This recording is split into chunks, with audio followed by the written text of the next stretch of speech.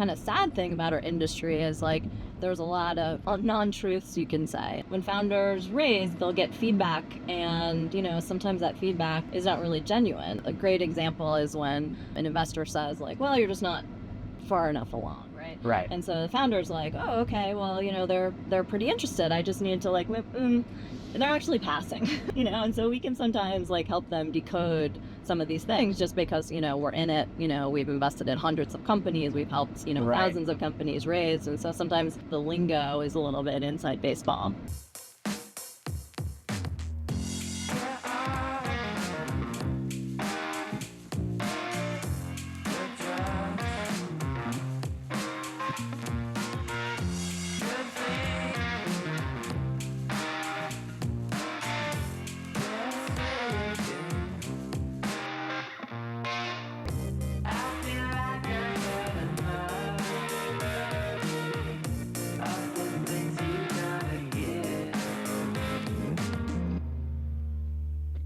All right.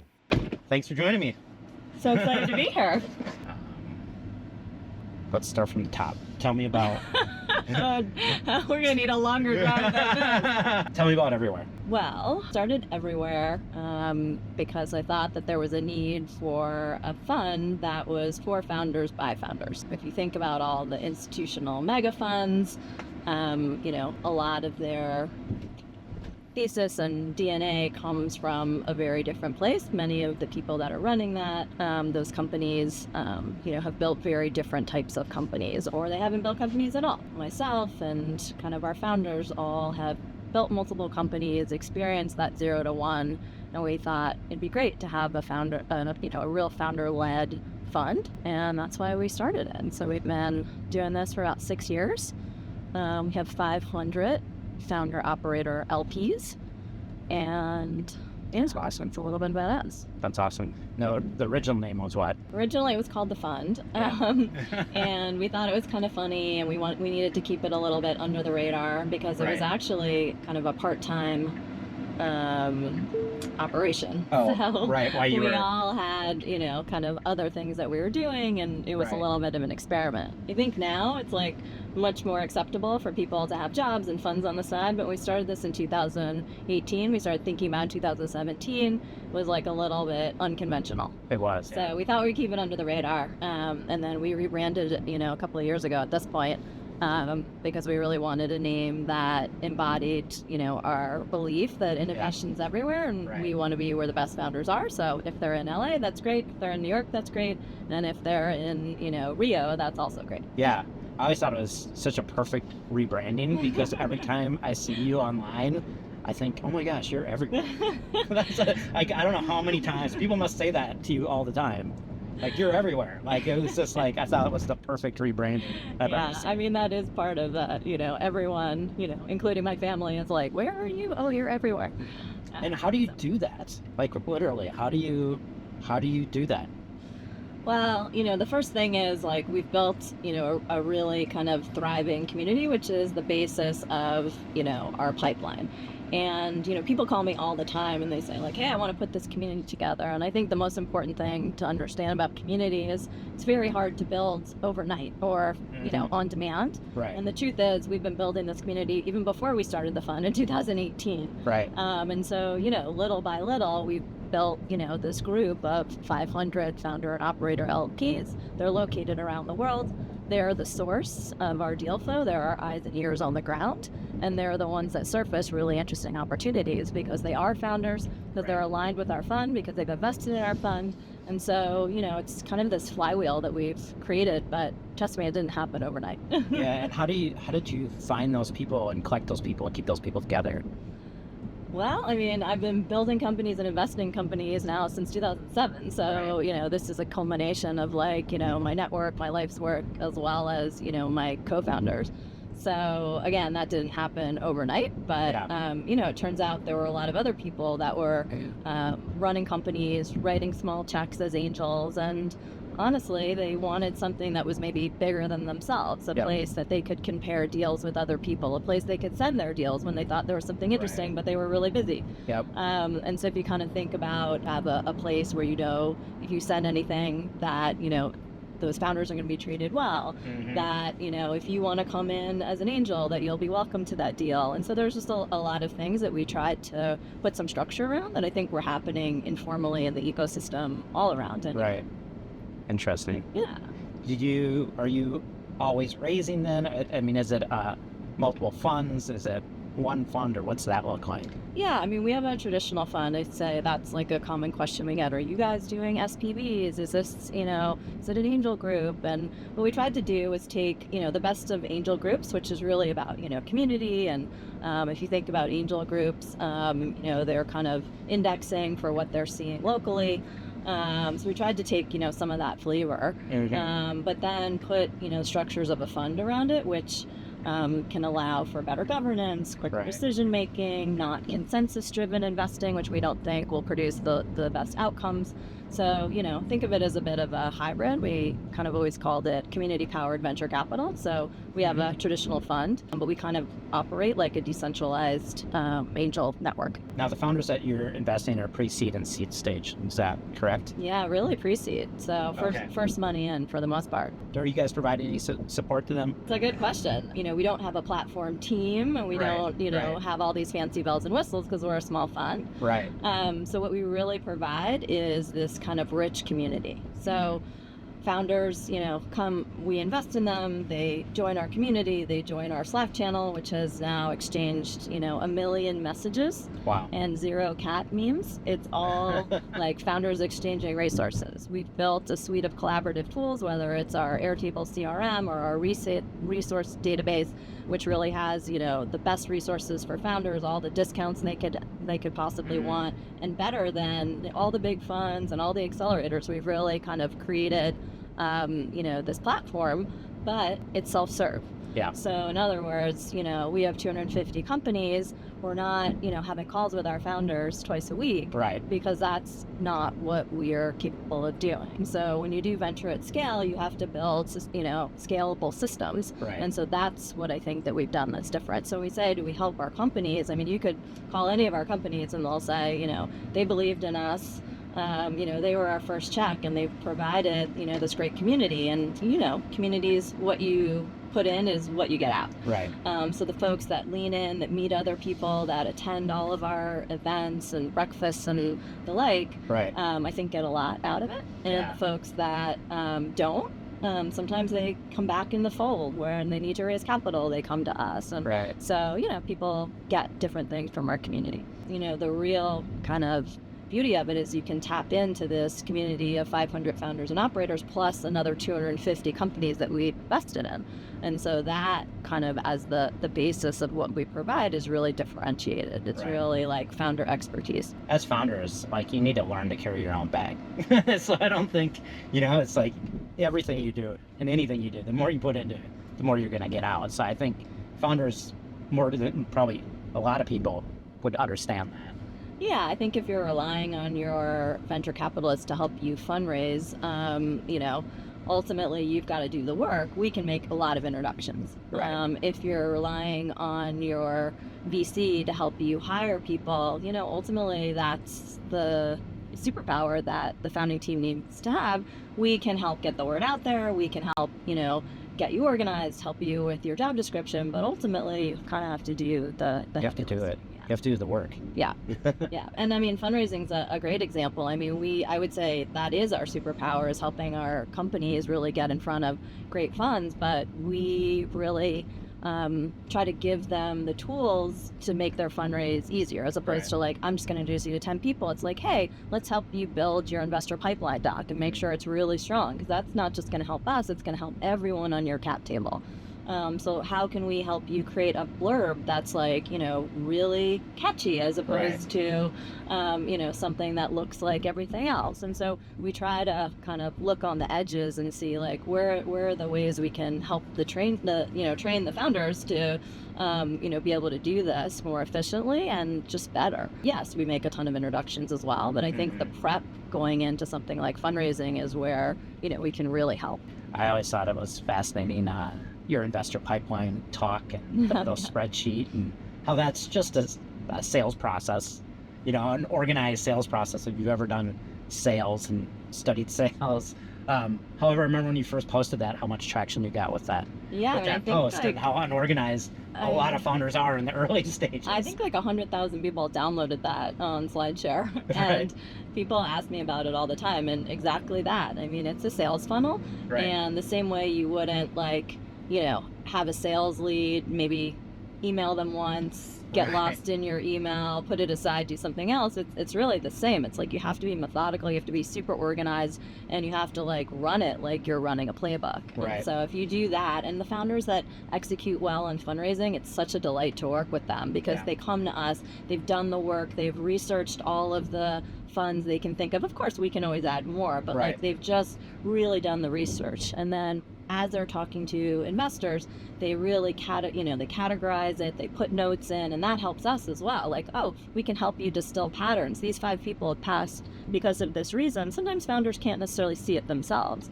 And so, we can be, that objective voice. So, it's just amazing to see a great fundraise versus one that might get done, but, take forever, drag out, and sometimes can be really sloppy. I really believe the best founders are the most organized founders. It'd be really hard to convince me otherwise.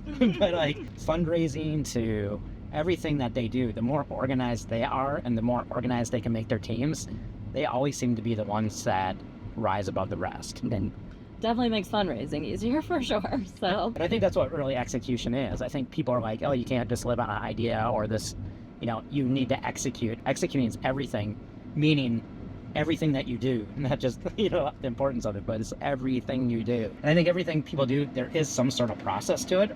Otherwise, you're just guessing and not collecting information or data. Like you said, sometimes you can see that information that they can't even see. But if you're not collecting that and have like a learning process, I think people veer off course. It's even harder as you bring more people. Kind of sad thing about our industry is like there's a lot of non-truths you can say. When founders raise, they'll get feedback, and sometimes that feedback is not really genuine. A great example is when an investor says like, well, you're just not far enough along, right? And so the founder's like, oh, okay, well, they're pretty interested. I just need to like, they're actually passing, and so we can sometimes like help them decode some of these things just because, we're in it, we've invested in hundreds of companies, we've helped, thousands of companies raise. And so sometimes the lingo is a little bit inside baseball.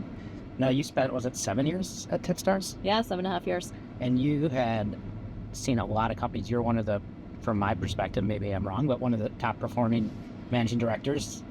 I was there a long time, and I definitely saw a lot, and I was lucky to, be the first investor in some, just real breakouts. Yeah, which companies were those? Well, like one of the coolest companies was a company that, was 2 guys and a prototype when they entered my program, and that company actually went public. It was a company called Latch. And so it was just so cool to see, a company go from, real early stage through to, standing at the NASDAQ with them.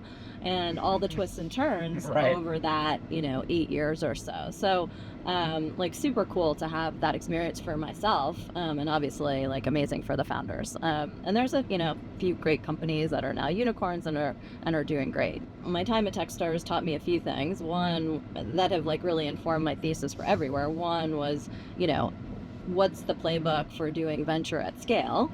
And what do you have to, put in place to make that happen? Because it's not natural to most people. Most people think what we do is kind of nuts, right? We write 1 check a week, right? So how do you actually execute on that?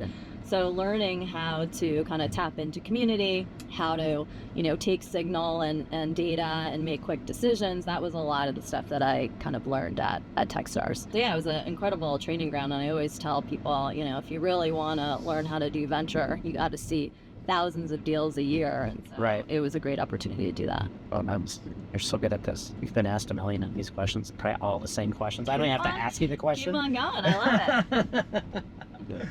That said, I mean, you have been on tons of panels, you've been on tons of podcasts, you've been doing this a long time. What are people not talking about that you think is important? Well, I think, there's a conversation happening right now of like, what's the future of venture, right? You have some people kind of speaking out saying that old model won't necessarily work because the exit multiples have come down. The appetite for IPO has come down. people can, put their money in a lot of places. Why are they going to, put it into venture when they can, put it other places that they have a lot more liquidity? Right. And on the one hand, I think it's a little bit short-sighted. In every cycle and every down cycle, people tend to think like things are never coming back. And Right. I don't tend to think that. But I do think that there's kind of a fundamental shift, and that especially with AI, there's a real opportunity to build capital efficient businesses. And I think that's actually exciting. I think it's great that there's the potential to build billion-dollar companies and not spend $1 billion to do Right. that. So I think the trend is going in the right direction. I think, with any, massive new wave or disruption, there's going to be people that get disintermediated. That would Yep. be funds. So Right. of course I'm worried about that to a certain extent. But I think the net output is kind of be healthier, which is like do more with less. Yep. I think that's kind of a mantra that we need to reinstate a bit. There's cycles. We all know that. And we know that at the down cycle, that's actually when you want to put in even more work because you get more out of it. And I think also, software was eating everything they were saying, right? I think AI is the same thing. I think there's going to be so much growth and change, and some people don't believe it, and some people know it. there's no one really in between too often. I think. Yeah. I mean, I teach undergrads, and one of the topics we, teach is this idea of creative disruption, right? Right. And so, great kind of applications for today is that, would you not want the innovation that, we've gotten from things like the airplane because it was going to displace railroad workers? And so I think that, my students often are very nervous because they're graduating and they're trying to figure out like what industries to go into. But I mean, you have to believe that innovation is pushing the world forward, Right. and that, the best thing that we can do is have a prepared mind and try to have like skill sets that can, span many different industries. Right. And now I'm old enough that I saw, when I went to university, like a lot of people were majoring in liberal arts, and it was, that was celebrated. And then we Yep. saw this swing into STEM, right? And now I think we're seeing like actually these things go hand in hand. Mm-hmm. That you need the humanities, that you need, the hard sciences. And there isn't one solution. And so, I encourage students to kind of think about that, like be, Renaissance men and women. Yeah. I studied entrepreneurship and finance in the early to mid 90s. And that was like, going to those classes, they contradicted each other. It was very funny to me. Because an entrepreneur class, it was all about cash flow. They weren't teaching us they were teaching us how to raise money back then. Right. But it was still more about like cash flow and, don't try to borrow as much money. And you go into the finance class, and it was all about balance sheets and assets. It was so funny to me. And I knew that I'd either start a business again. I actually had one in college, or I'd, go into the investing side, and I stayed more on the operational side. But it was one of the earliest entrepreneur schools back And then. from that, like, is your takeaway that you kind of need both of these things? Like, entrepreneurs need to understand balance sheet. They have to understand when they're going to run out of cash. Right. At the same time, they need to be kind of thinking about the future and thinking big and like, all of these kind of principles. So, Yes. I think we've like simplified a lot of things too much and become really like binary. But the truth is, like, the combination, I think, is where the world is going. So. 100%. Part of my belief is operating system. You have to have an operating system. So many of the companies that try to get from C to A, there's like big chasm, right? And they get caught in that, and it's so hard to get through that. There's a handful of things you need to do to get across that, but one of them is just having like an operating system that connects focal points of like a 3-year vision, a 1-year plan, OKRs, KPIs, that are all connected together. That connects with your financial plan that the board's sitting and looking at. And a lot of times they know they need to do these things. They kind of do some of these things, but they're not interconnected. And the team's not all looking at the same thing. And so what often happens is teams are going 5 different directions, or they're not collecting that information and iterating on it, learning from it. And I think that's one of the biggest issues and problems. And I saw that way back when I started my first business in college. And we were able to grow that very quickly, to sell it very quickly, which was great. Then I got into venture and I was like, whoa, this is completely different. This is so fast, and we're building things at scale with a lot of money. And what I saw immediately is that they weren't using these tools and principles and systems. And just Getting from seed to A, that chasm, like one of the most important things to have an operating system. And then you can really work a team-to-team model, a team of teams model. And without that, I really don't feel like teams are connected enough to really create that traction that they need to like move forward. I know you've worked with a bunch of companies, right? Pre-seed, seed, A plus. What are the things that you feel like are missing within that stage for the ones that can't make it to A? Well, I think it kind of taps into this whole like founder mode that, everyone seems to be talking about right now, is like, do you have a leader that can really drive the vision across all of those things, across engineering, across product, across sales? And, oftentimes I find by the A, you've got just like really smart, amazing people that are kind of all running their own little fiefdoms. Right. They're not necessarily incentivized to work together. Right. And, you obviously see this at big corporates all the time, right? Yeah. It's much more prevalent, but I even see it at Series A companies. You bring in this like, incredible product person that just came out of Amazon, and, they've got their objective, and like, how does that fit with everything else that's been, so I like this concept of, the founder and like the leaders in the company need to make sure that everyone is in line and that everyone is marching towards kind of the same. And oftentimes sounds really easy to do, but it's quite hard. Yeah. Because you're being pulled in a million directions. And I feel like the best founders are the ones that can work seamlessly across all of those groups. I know for me, when I was running my startup, I wasn't a technical founder, but I had to run our tech team essentially. And so, how do you do that? You get yourself up to speed. Right. You really learn like, okay, well, what are the sprints like? I need to be there. And like, I had to like learn a lot of that type of engineering development speak because I didn't know it. And I think you have a lot of founders maybe that aren't technical, or the technical ones have to understand how to run a sales team. And that doesn't mean like just bring in a CRO and everything's going to be great. The best founders I've seen have been able to kind of work across different groups, but really set the vision and hold people accountable in all of them. Yeah. And I think the next stage, once you get just past that, is you put ahead of engineering, ahead of product, ahead of sales, ahead of marketing. And what founders get into is most of them know that they need to be collaborative. And what they do is they hire a great engineer from Amazon, and they're like, how do you like to do what you do? Right. And they know because they're successful, because they've had success and they've done something, so they want to do it their way. But then the salesperson comes in and they kind of have a way to do something. And, totally. Product has a way to do something. And so what you end up having is like 5 disparate systems. 100%. And you need to find a way to make one system that works together. And that's what I refer to as the operating system. And I think a lot of teams don't realize how simple it is to do that. And they're just kind of like, okay, we're going to use OKRs now, or we're going to use KPIs, or we're going to use them this way, or, engineering wants to do this, or there is one system that works for everything, that can pull everybody together. And then I think it's the cadence is so important, is meeting every 90 days, especially when you're in the early stage and growth stage, things are going to change. And so you have to create alignment and then keep alignment. And if you're not meeting with the leadership team every 90 days, and I think actually every team should be doing that, but at least the leadership team meeting every 90 days to redefine alignment, iterate on things, stay close together, know what we're doing, and have those focal points of where we're going, what we need to do, and how to do it.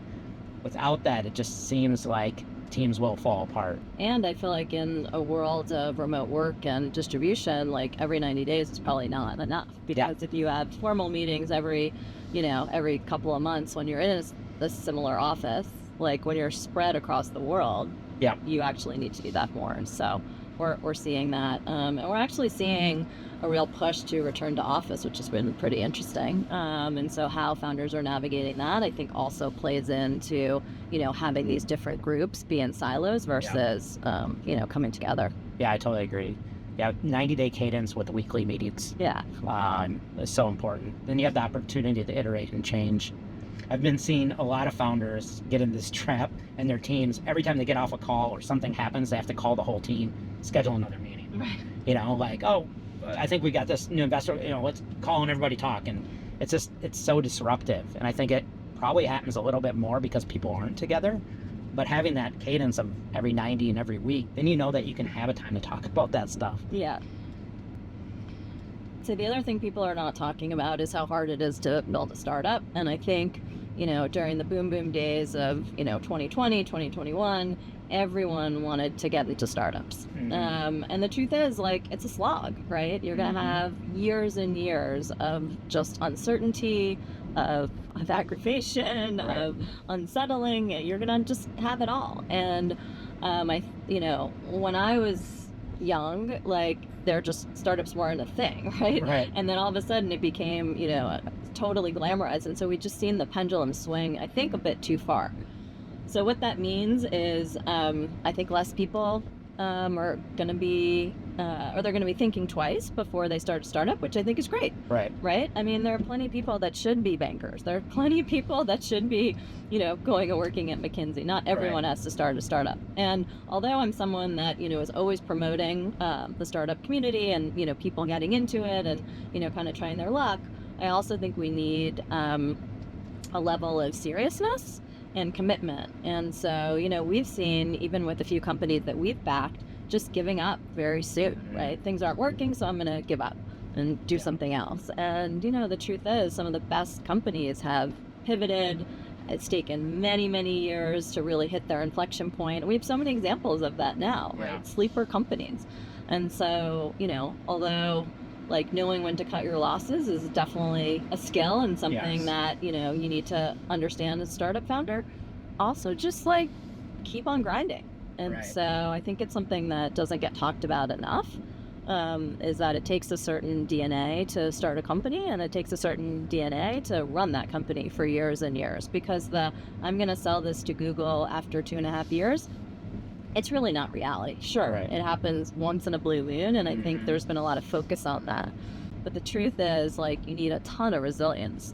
And so I'd like the conversation to kind of swing back to that, and for people that start startups to, like, really understand that. I think that's really important. Actually, one of the pieces of advice that always comes back to me before I started my first company was from this person that's been there and done it multiple times. And his only advice was just, don't ever give up. Don't ever give up. And as someone that's coaches sports and grew up wrestling and do jujitsu, like, that just really resonated with me. And I mean, there's a few different ways to look at that. That could be, don't ever give up as an entrepreneur or your dreams or whatever, or that business that you do. But I do think that's kind of lost advice. Yeah, I think, you know, just having that kind of tenacity and, you know, like, keep on moving the ball forward is just, like, an incredible trait. And actually, most people don't have it because they don't have the endurance and they don't have the risk appetite. So, you know, just being really honest with yourself. I had a founder that I was emailing with today. He's got 18 months of runway, so plenty of runway. And he said, I'd love to talk to you about fundraising. And I responded, I said, I mean, I'm always happy to talk to our founders, he's in our portfolio, but I said, honestly, we don't really need to talk about fundraising right now. What you need to do is find, and this is, like, quote unquote what I wrote him just this morning, you need to find a hockey stick model. Yep. Where you're growing 20% month over month. And if you can find that, because he's pretty close and he's, like, working on a few iterations. I said, if you can find that, we don't need to talk about fundraising either, because, like, the money will come. Yeah. So the other thing that I think, you know, just, like, we need a shift in is, like, everyone is just talking about fundraising first. Yes. I think we need to talk about business building first. Right. And, you know, my point to him was, like, you're kind of on the cusp of something. You've tried a few things, like, they're all kind of starting to work. You've got to zero in, like, narrow in on the thing that is actually working, and then put all of your energy into that. You shouldn't even be talking about fundraising or investors or any of those things with 18 months of runway. You need to figure out how to get that 20% month over month growth. Obviously, that I don't mean that forever, sustainability, but if you want I think at that early stage, it's typically right around stage. 20%. Yeah. So And I think you're 100% right, because, like, I think that one of the things, I sound like a broken record, is figure out what works. Like, this is science. We're trying to, it's like the scientific method. we're doing a bunch of experiments to figure out what works, and then double down on that and see if that double down turned into double or triple, and then keep on doing that. And that's why I go back to, like, people need to be able to have high communication in the organization, be very clear about what experiments they're doing and the results they're getting. And if they're not doing that, then it's really hard for them to prove anything to themselves, their team, the investors, their partners, their clients. They have to, like, really measure those things. Yeah. And I think a lot of times in the early stage, you're like, oh no, it's chaos. This is, you know, we raise money and then we just kind of figure it out. And it's like, you don't just kind of figure it out. You just kind of figure out that you're going to not survive. Yeah, and I think founders are really stressed about fundraising, so now they want to talk about it early. But Right. really, my advice is, you know, build a successful model, Yes. and the money will come. And I feel like we need to kind of reverse engineer this message that, like, oh, I should be raising every 18 months and it's venture that's going to fuel my business. It's like, no, it's a great business model and it's customer appetite that's going to fuel your business. Right. And the money is just going to be, you know, the super, you know, the supercharge that you need. Yeah. But you got to be able to run the business without that. So, yeah, I feel like those are some of the things that we need to talk about more. I think it's important for early stage founders to know if you're not hitting 20% month over month growth, you have a problem. And your team needs to get together and talk about why this is a problem. What do we need to do to fix it? What's our plan? What are we going to experiment on? Like, and define some clear objectives. I mean, that's what that 90-day cadence is like, you know, I like to tell people, like, you want to build really great OKRs, make a list of everything that's not working and flip it. We don't have a sales process. We don't know what our ICP is. We don't have sales gates. We're not tracking any of this stuff. Take all those and flip it. Create a sales process. Define your ICP. Those are, like, great objectives. And then if you do that, and then you define the key results or however you want to do your planning, you'll make progress. But if you're not talking about the things that are not working or things that you don't know, what you don't know, to go out and figure them out, you're never going to create that progress. Can you talk about a founder where you kind of helped them set up some of these kind of guiding principle operating systems, and you know, they came back to you and really were able to transform the company? Like, what's an example of that? Yeah, well, I have a lot of them in my book. Peak Teens, one in particular that I worked with early stage was Slingshot Aerospace, which was I know them well. Techstars company. Yes. Melanie. And when Tommy and Melanie came to me, they felt like they had two businesses. They didn't feel like they had focus. They came from a military background where they have cadence, right? They have systems, but they felt like they were kind of all over the place. And so came in and we went from the mission statement to defining a 3-year vision, defining what's success at the end of the year, to defining OKRs every 90 days. Got them on that cadence of reviewing what's working, what's not working every 90 days, redefining their OKRs every 90 days, and then having that weekly meeting that kept them together and kept on iterating.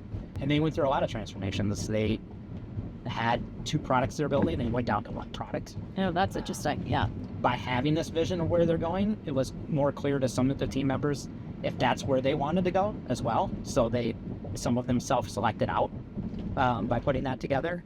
And others put their heads down and got more excited because now they knew the vision where the company has gone. They're also clear about what they needed to do and how they're going to do that together. A lot about, like what we talked about earlier, is like a lot of times there's fiefdoms, you know, like you have a product person or a salesperson.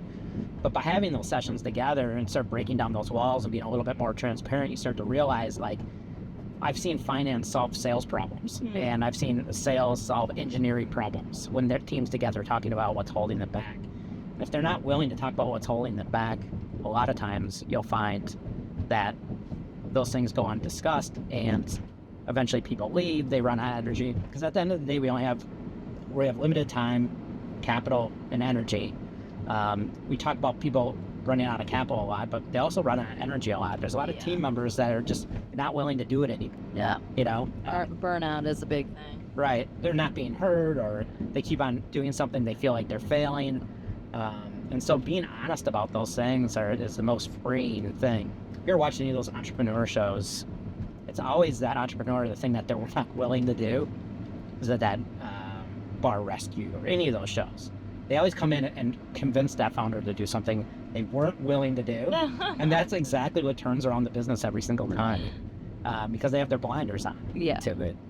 Yeah, I mean, it's hard when you're a founder, like, you know, on the one hand, you need to be singularly focused and block out so much. On the other hand, you know, you have to be open to data. And sometimes, you know, you've just like drank the Kool-Aid of your own mission so much that, you know, you can't read the tea leaves clearly. So that's why it's so important to have, you know, great mentors, advisors, objective people. Who don't necessarily, they're not working for you. They're not your family members, right? Just telling you what you want to hear. They're really going to tell you the stuff you don't want to hear. So I also had a fintech company. There were about 45 people at the time.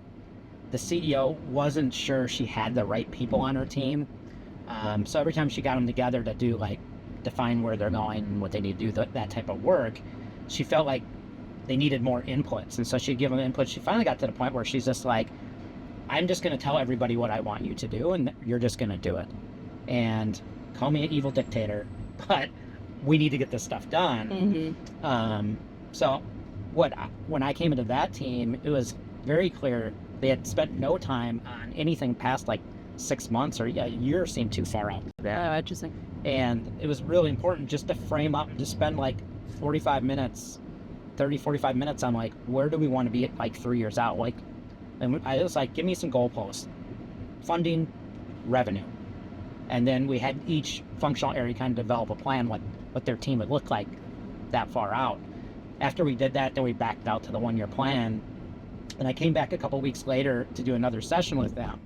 And it was really clear now that they had that vision and that plan, like the team knew what they needed to do now. Before they didn't know what they needed to do because they couldn't see out far enough. Interesting. And so it doesn't take a lot of work sometimes to have these types of sessions, but even in the earliest stage, I had a Techstars company once, 2 co-founders. I said, I know you don't know what's going to happen tomorrow, but let's talk about what this company looks like 3 years out. Super early stage, earliest of stages, right? The one founder started painting a picture. The other one said, well, in 2 years, I'm going to do a health tech company. Oh, dear. And right there, even at 2 people, disalignment, that other founder looked at him like he was crazy. Like, what are you talking about? You're going to go do another venture? He didn't, and they're still together, and that company grew like crazy. But like, it was really important just to have that simple conversation and get clear about, you know, what is our vision, and let's try to put that vision together. Yeah, I mean, at the early stage, it's usually not the product that tanks the company. It's not the market. It's people. Right. So I've definitely seen a lot of founder blow-ups and just people issues, you know, that have just had a huge impact. So important for sure. Yeah, and I'm probably sensitive to it. And it's funny, I had a executive coach on not too long ago on the show, and he's like, I'm guessing why you're so into this is because that was probably something that happened to you in one of your businesses prior. And I was like, I don't think so. And I told him the whole story, and it wasn't. Right. And then driving here today, I was like, oh, dang it, he was right. Oh my goodness. One of the first companies I founded, me and the co-founder had conflict. I ended up taking over the business, buying out him, and continuing the business. But looking back, I wasn't willing to have some of the conversations, you know. And when the conversation finally hit, it was either you're going to do this or I'm going to do this, and there's no compromise. But it was something that we could have, you know, done a better job at, and probably could have created something greater. But we were just both stubborn, and weren't willing to have those conversations early enough. Yeah, stubborn. I think it's something many entrepreneurs, including myself, struggle with. So right. It can be really tough when you are, you know, you are the visionary in many ways as the founder, and you have such a clear idea of like what the future looks like, and you're just moving fast towards that. If you don't align, it can be really tough. So, well, I've seen a lot. Seen a lot. So thinking of the future, what's Everywhere look like moving forward for you? What's the future of Everywhere? Yeah, well, you know, we love the work that we do, and we feel incredibly grateful that we get to do it. So my co-founder and I plan to be raising funds from now for many years. I think transparently, what we need to figure out is, now we've got a portfolio of, a couple hundred companies, Right. And, we're just the first check, right? So we write up to $250K into these companies, all at those really early stages. And so how do we support the companies financially going forward? So right now we do a lot of SPVs, single purpose vehicles, where the companies raise follow on. And so I think, that's kind of the thing that we're thinking about is like, what does, opportunity fund look like for us? Right. So yeah, just in the very early stages of thinking about, kind of a larger platforms. But what's very clear for us is that we don't want to go down the path of raising a larger core fund, because then we can't do the work that we love to do. And we've seen so many funds that start off doing pre-seed and seed, and then they raise these $100 million funds, and then they're like, oops, Right. we can't write a $250K check because it doesn't move the needle for Right. us. So we think that, small is a feature, not a bug. We're pretty optimistic that we can make money for our LPs by returning capital kind of quickly and at a nice multiple. So we want to stay small, and we want to ultimately, be supporting the founders, through the mission that we started with, which is, the earliest stages of founders' journey. So yeah, I think we have a lot of things to think about, and we're excited about that. And quite frankly, the kind of thinning out of the venture, landscape is scary in some ways, right? Because the LP capital is getting constrained. But ultimately, I mean, if you're in this for the long haul, as we are, Yep. we don't really worry about it, because this is our life's work. And if we're not able to raise another fund, we will find a way to find more money so we can support our founders. And, it's just, we're very mission driven. All right, so this is the final question. I always call this the most important question, and I'm glad you're sitting down so that you can feel this. So here's the scenario: you are on a desert island, trapped on a desert island the rest of your life. You have plenty of food and water. It's a tropical, beautiful desert island, so that's nice. I'm ready. So you have everything you need, but there's one thing that you're missing. You're missing entertainment. There's no entertainment at all on this island.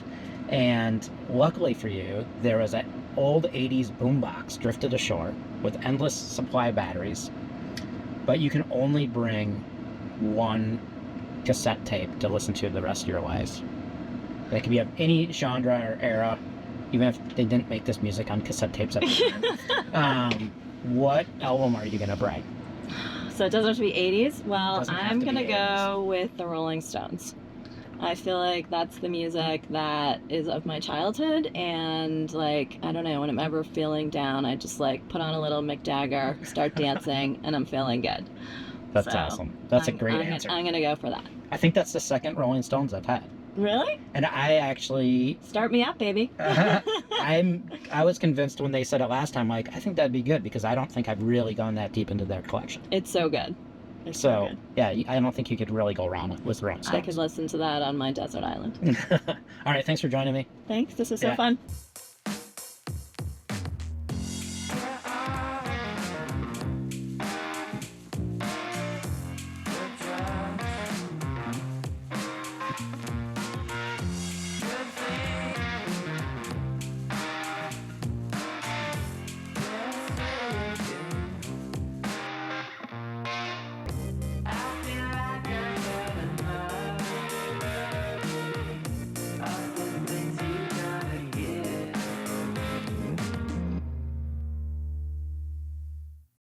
Principles and systems. Interesting. And still to this day, I find, oh, that's a stop sign.